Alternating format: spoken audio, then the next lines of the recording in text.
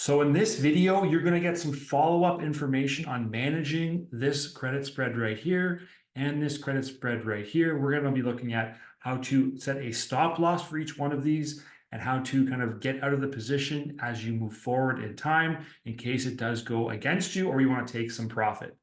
So very first thing we want to do is set a stop loss. Let's look at our Coinbase bull put right here. And how would you set a stop loss on that? The first thing you need to do in the mobile app is just understand where your stop loss should be. If I scroll over on the screen there, you can see that we have these two important columns. Okay, we have the average price currently showing the last traded price for this combination at -85, average price -76. And then you want to look at the unrealized P&L, and this will guide you and help you out on where to put your stop losses, okay? So you have those three kind of things right there, and what you can say is that your unrealized P&L is 18% negative, so this trade hasn't gone the way we wanted it to. It's gone kind of the value of this trade has gone up. We want this number, this 0.76 negative, to go down to 0. If it goes down to 0, we make all the money, we capture all the profit from this strategy. If it keeps going up to 8.5 or 9.5 or 0.00, we're going to be continuing to lose money in this position, which we don't want to do. And in this case, that only happens if the price of Coinbase or the underlying stock here continues to go down and threaten our 110 strike. If we also click on here, we can open this up and see the actual legs of this trade. Just by looking at that and going down, we can see that there are two trades that make up this bear puts or this bull put spread, being the put that we sold down here at the 110 level and the put that we bought at the 105 level. So to set the stop loss, what we need to do again is go up here, and we see that it goes from 7.6 to 8.5. That is roughly 13.59 in potential loss. So if we want to cap that loss, let's say I double that at around $28, let's say, and we can do that by clicking on here, clicking in. And now what we would want to do, we have a quantity position of 1, right? So then we would want to sell a stop.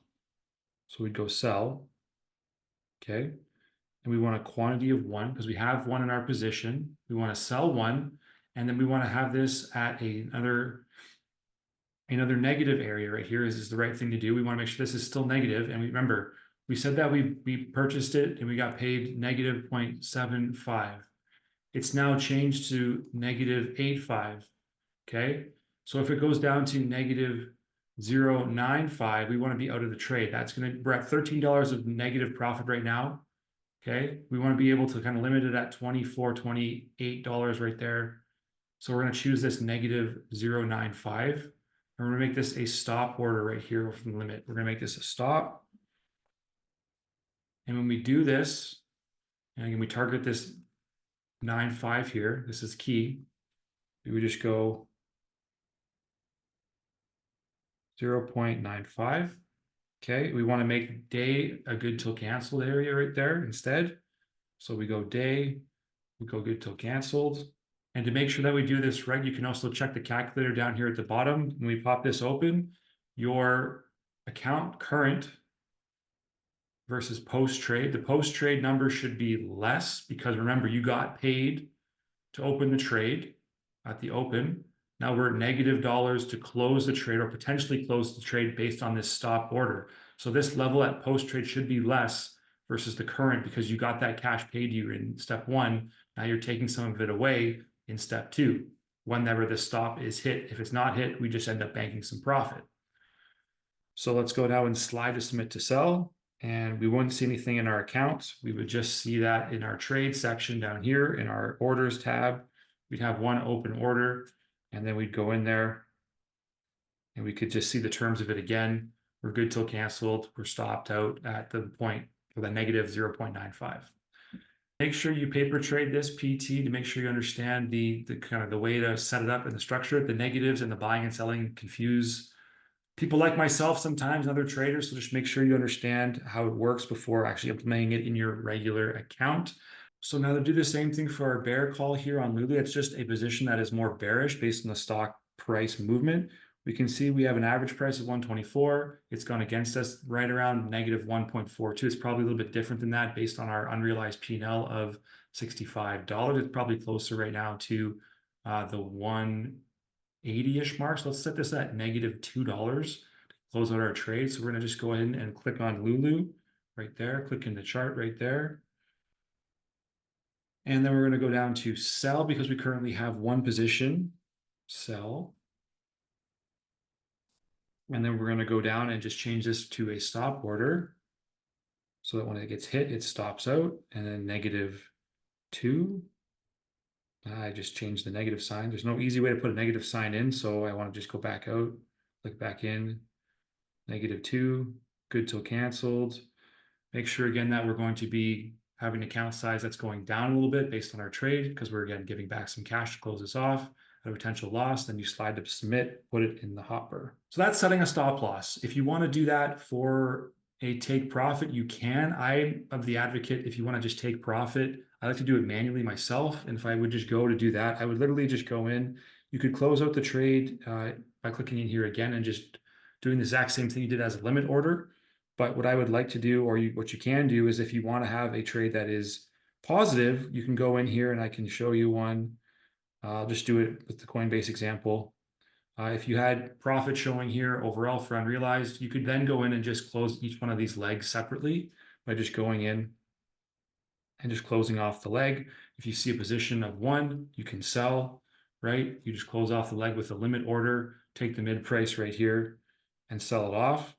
And that would get you, if you do that for 1, then you go back out and you would do it for the other leg in the trade. In this case, it's a position of -1 down there. So you would be buying to close this leg out.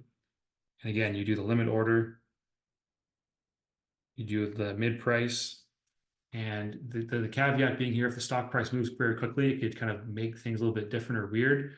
So, I mean, I like to do it one at a time just to kind of get the gist of it and how it works through the mobile app. I find that easier than taking the whole trade out in one kind of shot. It just personal preference on that one. Again, here you would just go in and you would just sell. You would sell a limit order for the trade based on the mid, and you would go there. You could fill it that way and just do it that way. Just personal preference on that. And then obviously, if you wanted to do that, you would then want to go back and also take off those stop limit trades and take those out of your account because those would still be on your account.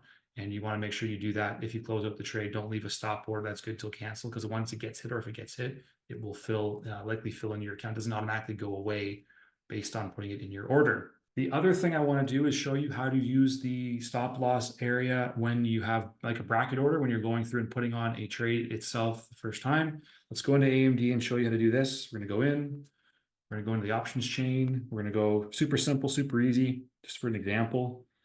And we are going to go, again, same kind of timeline, 45 days out. We're going to look for a high volume here to make sure that our gap is pretty close. And we're just going to pick 170 and 165 for our strikes right here, just for this example, just to get the mechanisms down. So we go sell, buy for a bull put spread. Okay. And our order would be there. So we did this. We have a credit coming to us of 205. Limit day good. We go to the midpoint right here. Update that.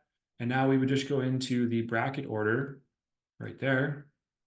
And we could take on a stop loss.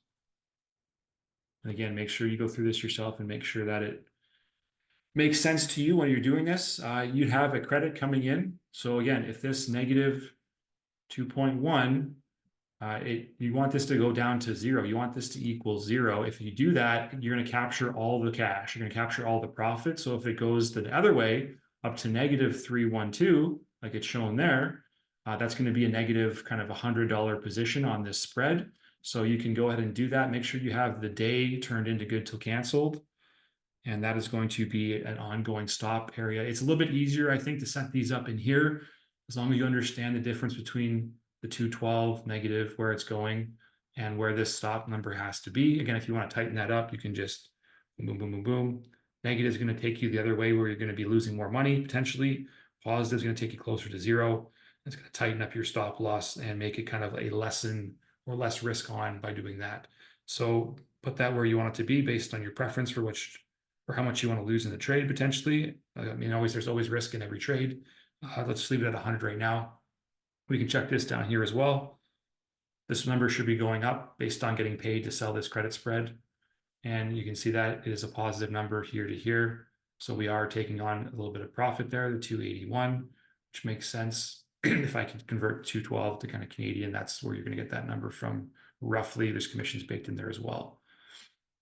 We could submit to buy this order, put it in the hopper, and then you can see that it is a active order right now. Once it gets filled, it would get filled along with this stop loss attached to it, which is good till canceled. This order right here is good till day, so it's not closed off in the next few minutes there. It's going to just be erased, and this stop loss will be erased with it. It doesn't get filled. So that is managing credit spreads with stop losses during and even when you make the trade initially. Check out this next video for what happens if the stock price ends up in between your credit spreads and what to do, how to manage it if that does in fact happen.